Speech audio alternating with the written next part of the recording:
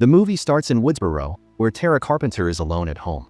Suddenly, her phone rings, and a voice claims to be Charlie, saying he's looking for Tara's mom. While she's texting her friend Amber Freeman, the voice keeps her on the line and starts asking her questions about horror movies. Tara mentions that she likes newer horror films like The Babadook, Hereditary, and The Witch, but the voice wants to talk about the Stab series, especially the first movie.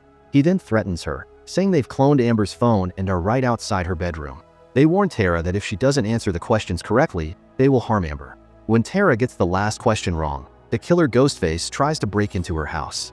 She opens the door, and he attacks her, slashing her stomach. Tara attempts to call the police while Ghostface continues to taunt her over the phone. The killer manages to get inside, stabbing Tara in the hand and twice in her side, even breaking her foot. The killer flees, leaving Tara gravely injured but alive.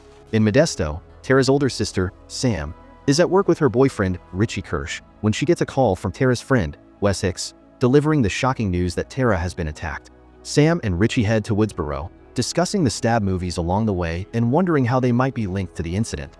At Woodsboro High, Tara's friends, Amber, Wes, Liv McKenzie, and siblings Chad and Mindy Meeks Martin, are hanging out and discussing Tara's recent attack. Nearby, there's a strange guy named Vince Schneider, who used to date Liv and is trying to win her back, even though she's now with Chad. We also find out that Wes is the son of Judy Hicks, who has been promoted from deputy to sheriff of Woodsboro. Then, Wes receives a text from Tara after she wakes up, and the group decides to go see her. Sam and Richie arrive at the hospital, where they meet Tara's friends gathered in her room. Tara is really excited to see Sam because it's been 5 years since she left Woodsboro. She asks everyone except Sam to step out of the room, but Richie stays there to support Sam. Later, the friends hang out at a pool hall and start chatting about Sam and how she left the family after their dad abandoned them. Vince is there, trying to flirt with Liv again, and when Chad goes to confront him, Vince pulls out a knife. The bartender quickly tells him to leave. After using the restroom, Vince heads outside and sees his car with the headlights on, but there's no one inside. Suddenly, Ghostface appears and stabs him in the neck, leaving him to bleed out. Sam and Richie are still at the hospital with Tara. Sam heads to the bathroom to take her medication, but while she's there, she starts to hallucinate and sees the ghost of Billy Loomis, the original Woodsboro killer. He tells her that she knows why the attacks are happening and that she has a part in it. After that, Sam gets a creepy call from Ghostface, who appears from behind and attacks her until she manages to escape and find a police officer to report what happened. The officer goes inside the room but finds no one. Deputy Judy comes to talk to Sam, Tara, Richie, and Amber, and she seems a bit suspicious of Richie. She remembers Sam from when she caused trouble for her family and suggests that Sam and Richie should leave town in the morning. Sam then asks Richie and Amber to step out so she can have a private chat with Tara. She opens up about how, when she was 13, she found a diary in the attic of their old house that their mom wrote, thinking it was about their dad. That's when Sam discovered she was the secret daughter of Billy Loomis. When she confronted her mom, their dad found out the truth and left. Overwhelmed with guilt and fear of becoming like Billy, Sam ran away from home. Tara is furious that Sam waited so long to tell her and kicks her out of the room. Sam tells Richie they should go back to Modesto, but he insists on staying with her until they know Tara is safe. Sam then says they need to find someone who can help them. Sam and Richie discover the home of former Sheriff Dewey Riley, who is living alone after breaking up with Gail Weathers. He's watching her popular morning news show. Initially, Dewey refuses to help until Sam reveals she's Billy Loomis's daughter. Dewey warns them that if the killer is mimicking the first Stab movie, there are survival rules to follow, such as never trusting the love interest. Even so, he declines to get involved and sends them away. Afterward, Dewey calls Sidney Prescott, who's now married with children.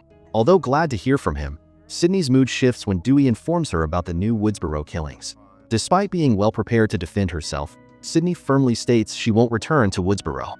After thinking it over, Dewey gets ready and heads back to Woodsboro with Sam and Richie. They arrive at Chad and Mindy's place, where they discover that Chad and Mindy are actually the niece and nephew of Randy Meeks.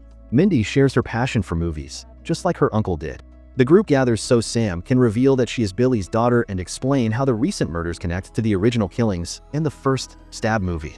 Amber mentions that she found out Vince is the nephew of Stu Macker, who was Billy's partner in crime. Mindy proposes that the killer is creating a requel of Stab, since many hardcore fans were upset with Stab 8, which simply reused the title Stab, similar to how recent franchises like Halloween, Star Wars, Jurassic Park, and Ghostbusters have done. Wes expresses his concern that his mom might be next since Judy was involved in a Stab storyline. When Mindy suggests that Sam could be the killer, Sam gets angry and leaves for her motel. Judy orders food for herself, and Wes but heads out to pick it up. On the way, Ghostface calls, threatening to kill Wes. Panicked, she races back home, trying to call Wes, but he's in the shower and doesn't hear phone ring. Judy reaches the house and is ambushed by Ghostface, who stabs her repeatedly outside the front door. Inside, Wes hears noises and cautiously goes downstairs, unaware of his mother's body just outside. Ghostface attacks and fatally stabs Wes through the throat. Sam and Dewey arrive at the gruesome crime scene later, where Gail also shows up, devastated by Judy's death. She scolds Dewey for only texting her about the murders. Dewey admits he was forced to retire after their split left him spiraling into alcoholism. Sam notices the hospital deputy is at the scene and realizes Tara is unguarded. Alarmed, she rushes to the hospital, with Dewey joining her. At the hospital, Tara tries to find a nurse or guard, but no one answers. Suddenly, the lights go out. Tara wheels herself toward the exit, only to find a guard dead and his gun missing. She retreats to her room and hides as the door opens. Panicked, she strikes the intruder with a crutch, only to realize it's Richie, who came to check on her at Sam's request. Suddenly, Ghostface appears and knocks Richie unconscious and chases Tara, cornering her. Sam calls Richie and Ghostface receives it. He forces Sam to choose between saving Tara or Richie. Sam buys time until she and Dewey arrive, with Dewey shooting Ghostface 3 times. He helps get Sam, Richie, and Tara into the elevator but stays behind to finish Ghostface. As Dewey prepares to deliver the final shot, he's distracted by Gail's call, giving Ghostface the chance to rise and attack. The killer stabs Dewey with 2 knives, fatally slicing upward. Before fleeing, Ghostface sneers, "It's an honor." Gail arrives later, heartbroken as she sees Dewey's body being wheeled out, overcome with grief. Sydney returns to Woodsboro after Dewey's death and reunites with Gail. Sam, who is leaving town with Tara, offers her condolences but refuses Sydney's help, insisting on fleeing with her sister. Sydney warns her that running won't solve anything, but Sam is determined. After Sam leaves, Sydney reveals to Gail that she placed a tracker on Sam's car, and the two decide to follow her. On the way out of town, Tara realizes she's missing her inhaler and mentions that Amber has a spare at her house. They head there, where a memorial party for Wes is underway. Chad, Mindy, and Liv are among the guests. Liv tries to hook up with Chad, but he hesitates, suspecting she might be the killer, which angers her and makes her storm off. While searching for Liv, Chad receives a location-sharing ping on his phone, but it's a trap set by Ghostface. The killer ambushes Chad and viciously stabs him. Sam and Richie arrive there and clear the house of partygoers, leaving only the main group of friends. Liv returns and hears from Mindy that Chad went to look for her. Frustrated by the constant accusations, Liv lashes out, suggesting that Mindy might be next since expert characters often get killed. Meanwhile, Mindy is engrossed in the first stab, specifically the scene where Randy is oblivious to the killer behind him while yelling at the movie character to turn around. Ghostface appears behind Mindy and stabs her in the neck. Before he can finish her off, Sam rushes in, forcing Ghostface to flee. Amber arrives with Tara and accuses Sam of attacking Mindy. Richie shows up too, and moments later, Liv enters with Chad's blood on her hands, claiming she found him outside. Tensions escalate as accusations fly. When Liv insists she's not the killer, Amber suddenly reveals she is, and shoots Liv, killing her instantly. Chaos erupts as everyone scrambles to escape. Sydney and Gail arrive at the house, instantly recognizing it as Stu's infamous home from the original murders. Hearing screams from inside, they ready their guns. Amber emerges, pretending to be injured, but Sydney and Gail see through the act. Amber shoots Gail in the side and retreats inside. Despite urging Gail to head to the hospital, Sydney vows to finish this fight in Dewey's honor. Inside, Sydney methodically fires at closed doors, suspecting Ghostface might be lurking.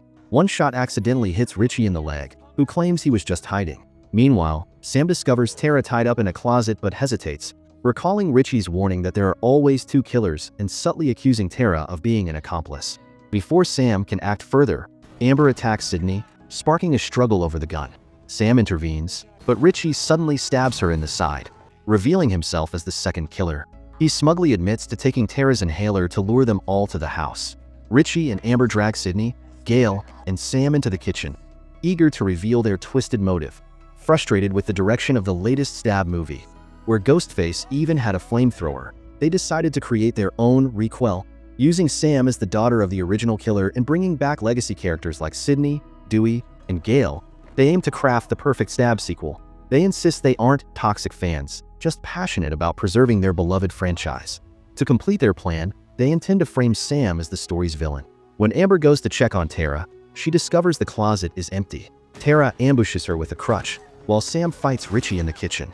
Amber stumbles back to the kitchen, where Sydney and Gail team up against her. Gail, seeking justice for Dewey, fights Amber fiercely. Sydney smashes a jar of hand sanitizer over Amber's head, and together, the two women shoot her, sending her onto a lit stove. Amber catches fire, screaming as flames engulf her. Meanwhile, Richie tries to finish off Sam, but she pulls out a hidden knife and stabs him in the face. Fueled by rage, she stabs him repeatedly before slashing his throat. Sydney and Gail warn her that the killers always make one last attempt. True to form, a burned and furious Amber lunges out of nowhere, but Tara shoots her in the head, ending her for good. Sam grabs Sydney's gun and delivers a final shot to Richie's head, ensuring he stays dead. The police and medics arrive, revealing that Chad and Mindy have survived their injuries. Sam expresses her gratitude to Sydney and Gail for stepping in, despite her initial refusal of their help. Gail decides to honor Dewey's memory in her next book. As news crews swarm the crime scene, Sam accompanies Tara to the hospital. Thanks for watching. Like and subscribe for more interesting movie recaps.